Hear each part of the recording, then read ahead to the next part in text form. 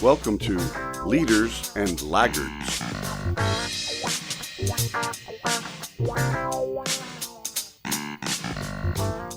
Welcome to the latest episode of Leaders and Laggards.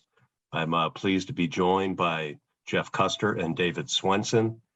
And tonight we are going to tackle the topic of delegation. So the first question I have for you, and we'll start with you, Jeff, is how would you describe the importance of delegation as a leader? What a great way to start off. I think about this, Ken. You know, I know last week in our podcast we talked a lot about working at the right level, and delegation really is that tool, I think, at the heart of it that lets leaders work at the right level. If you are not effective at delegating, the thing we talked about last time is getting caught in this whirlwind. And that's really kind of a continuation on our discussion last time, is delegation allows that leader to help stay out of that whirlwind. And then the other thing I would add is delegation's also a really good opportunity for leaders to help their teams learn and grow. Yeah. What are your thoughts, Dave? Yeah, I tend to come at it from I use the term development by delegation a lot with my clients, right? So this is a prime opportunity to develop your team. It's interesting. I was working with a client this week, and we've probably been working on some frontline leadership issues for a while, but the conversations with that frontline leadership group again are, finding time to make improvements, finding time to make any kind of real impact on the business. And it's because they're still continuing to do everything themselves, but that certainly doesn't only happen at the frontline level. So, I'm always encouraging leaders, if you want to move past just having a position, you ought to be thinking always about having the right attitude and aptitude towards development. What are the things that you're doing that you could hand off to somebody, right? Someone else. And if it's something that you do consistently, those are prime candidates to hand off, because, we might even be able to standardize the way they're done, but, also be thinking, what is it that I want to get accomplished with this delegation? Not only for the organization, obviously, but for the individual. What am I trying to get accomplished by delegating it to them, right? So I think it's a key component, or a skill that leaders need to have, I guess is the best way to say it. Yeah, and it's I was talking with some people today, and a couple of the terms that came up when we were talking about delegation was having an organizational culture that embraces failing forward. Yeah. And another aspect is that if you're really about self-learning, and then one of the things is that if you delegate properly, you can make yourself obsolete. And as a leader, that's one of the measures, right, of whether you're an effective leader, is whether they can survive without your presence. So the next question I had is, why do you believe that managers or leaders do not delegate as much as they could? And Dave, why don't you start us off? Sure. So I think there's two primary reasons. One being because we don't do a good job of it, and at least in the West, we don't do a good job of delegating. And so many leaders haven't had a good example of how to delegate. So maybe they don't have as a core competency. But I think the other reason is because, and I'll steal a line from Simon Sinek, I think it's because a lot of leaders don't really realize the game they're in, right? And so part of the game you're in as a leader is to develop the people around you. And there's not many ways that are, just readily available than delegating. What are your thoughts about that, Jeff? In addition to what Dave said, I think there's a fear factor that leaders are afraid of delegating. And what I mean by that is they're afraid that mistakes are going to be made. And the other trap that leaders fall into is they think I can do it better and faster myself. If I have to take the time to teach somebody to do something, I can just get it done and it'll get done faster if I do it myself. And I think those are two fears that leaders have is it won't get done correctly and it won't get done as quick. And so they fall into that trap and they choose not to delegate for those reasons.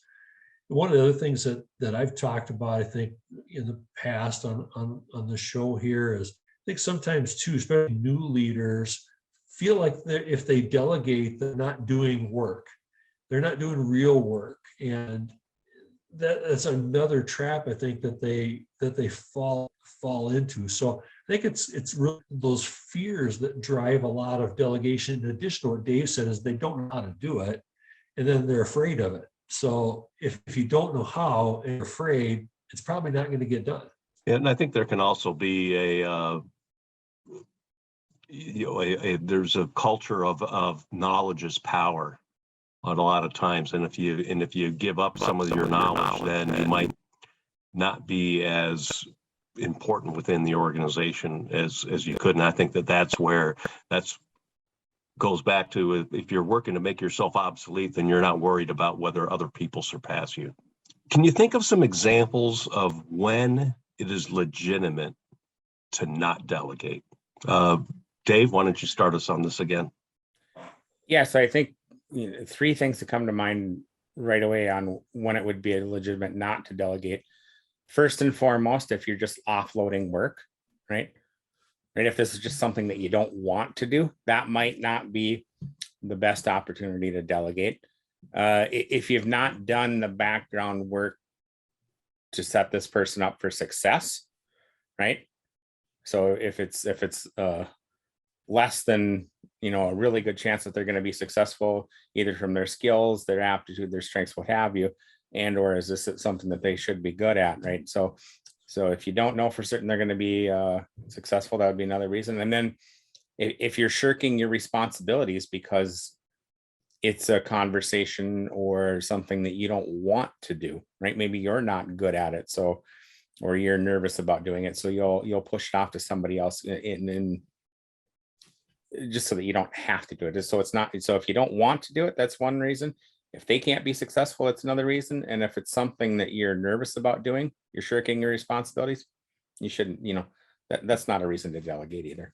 So, when I think about the when it's legitimate to not delegate, there's a couple of things that come to mind for me. One is if it's a really vital responsibility that is really targeted towards your specific position, you might be able to delegate parts of it. But if it's a vital responsibility, you probably need to really be able to tackle that one on your own. The other thing is that if there's excessive training or excessive support that's going to be required in order to be successful, and the timeline just maybe doesn't support that, and that kind of goes towards one of the other key aspects, is that if you're already understaffed, trying to delegate and then provide more work on some of your team may not be the best thing to do. So for me, I mean, trust, competence, values, that needs to be part of an everyday conversation for the leader and the team, right? So they have to trust that you're setting them up for success. You have to be able to trust that they're going to be successful, which means that you're going to have to understand what their aptitude, abilities, their potential is, if you will. And whatever it is that you're delegating to them, it needs to be in alignment not only with the organizational values, but also with your own and their personal values. So I hope I answered the question you were asking there. Yeah, I mean, I think it, to your point, I think that the value and the trust and the competence needs to be a two-way street. You need to be able to give it, and they need to be able to accept it and to demonstrate it. What are some tips for implementing delegation? So I guess some tips I'd give to the listeners for delegating. Get really curious about your team, right? Before you start to delegate, let's try and understand what it is that they bring to the table and why they would be the right fit for the delegation. So do you truly understand what their their strengths are, what their potential is. Have you plotted your team in some way, shape, or form, right? So before I start delegating, I want to understand what is the task, what is the outcome that I'd like, what do I see as the skills required to be successful? And if I can answer those questions, and I visually in some way, shape, or form plotted my team, whether that's using a disc chart or a 9-box graph or something like that, then I ought to be able to point to my team and say, Jimmy, Sally, or Susie is the right person to delegate to because they check the boxes that are required to be successful. So understand your team. Mhm. And I look in, some of the things are ask yourself frequently, who else could do this? What is the result that I want accomplished? Who has the experience and the skills? A key aspect is what is the deadline? Identifying lessons learned, understanding how you're going to measure and control the process and what the metrics might be. I think those are all key elements of how you're going to delegate and making sure that the delegation is going to be successful.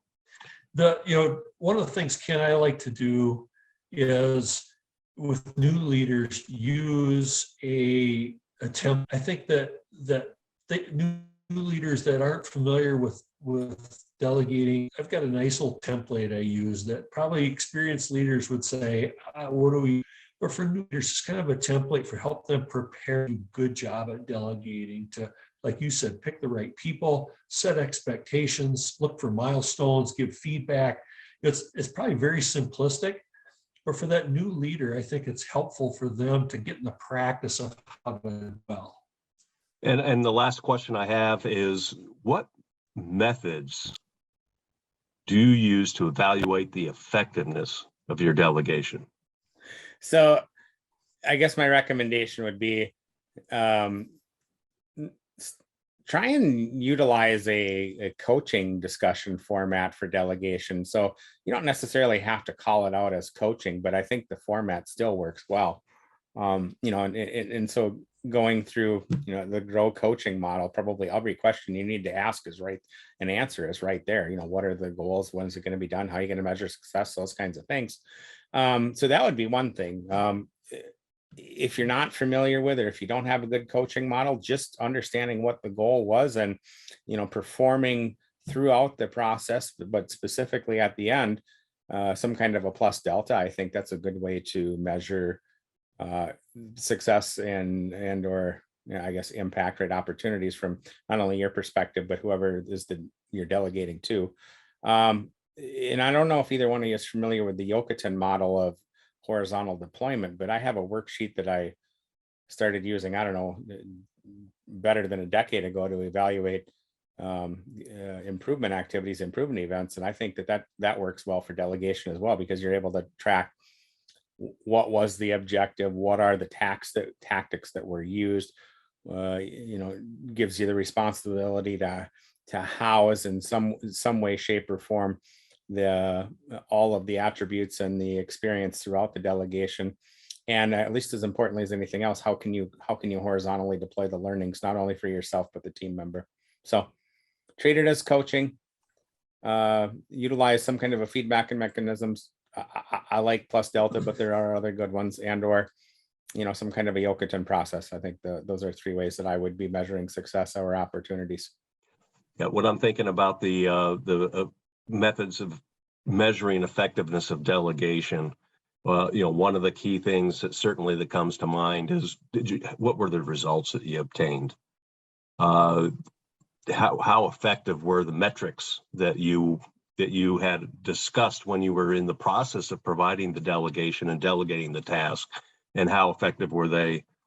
One of the key things is getting the feedback from the individual. And I think this goes towards what you were saying, Dave, is a plus deltas, but specifically asking the person that you delegated the task to, what is your self-evaluation? What worked, what didn't work? What could I have done better when I delegated the task to you? What will you do differently the next time you have an opportunity to do a task, or that is your first time evolution for you? And probably one of the last things is what is and I think this goes towards the expectations up front, but how timely was the actual performance of the task and the results? Did it, maybe they didn't do it quite as fast as you did, but was it acceptable, and did it come within what your expectations were? As hey, yeah, I understand it might take 25% longer for somebody that's doing it for the first time, but how was it effective in as far as timeliness? And again, going back results. So those are the questions that I had for tonight. So Dave?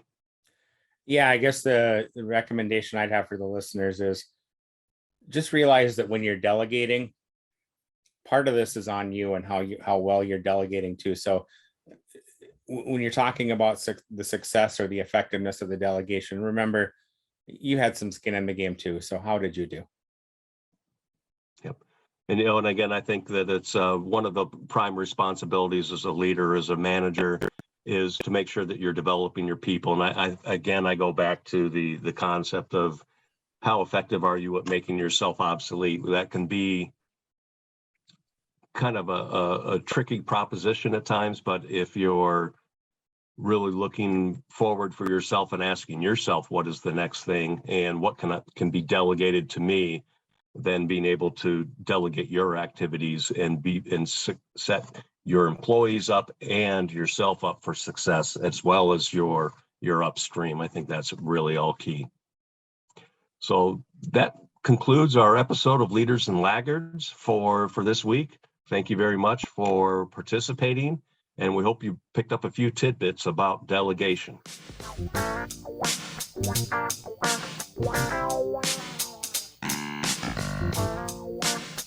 Thanks for watching, and remember, leadership matters.